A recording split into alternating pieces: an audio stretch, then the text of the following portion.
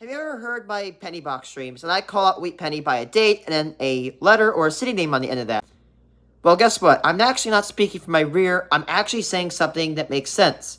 And I'm going to show you or tell you why or what the reason behind it is.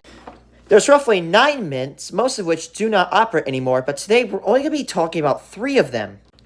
So first is Philadelphia. Philadelphia pennies, except for the 2017 penny, do not have a mint mark. Next is Denver. Denver has pennies with the Denver mint mark. They still make pennies today. So does Philadelphia. The next is San Francisco. They have pennies with an S. They did have a couple of breaks. They did not operate in around the Great Depression. And they also stopped making pennies after 1955. They returned for 1968 to 1974. And after 1974, they never made business pennies again.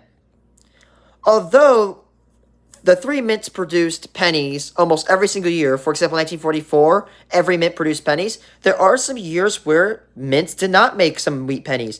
Notably, after 1955, San Francisco did not make any wheat pennies. In the Great Depression, San Francisco also shut down because of the Great Depression. And in the beginning, Denver did not make pennies. They only joined it in the mid-1910s, early 1910s. Anyway, here's how I label my wheat pennies. Right here is wheat pennies, 3 of them from each different mint, and I'm going to talk to you about them.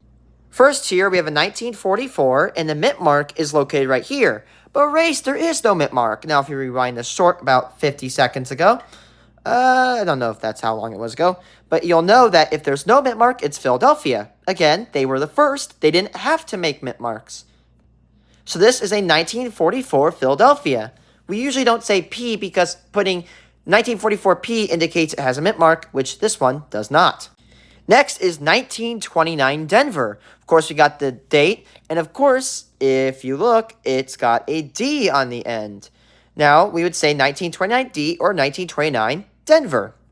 Last but not least, we have the S, or 1940 San Francisco, or 1940 S. Again, made in 1940, struck by from San Francisco. Fun fact, Philadelphia makes all of the dies that are used to strike coins, and then they ship them to other mints. So the die that was used to punch this penny was made in Philadelphia, but it was struck in San Francisco. Now, taking this into consideration, consider we have 3 mint marks, and over 50 years, with some breaks, there are a total of 140 different wheat pennies, of which I have 80% of those. So there we go. That's why I say those terms that you may not know.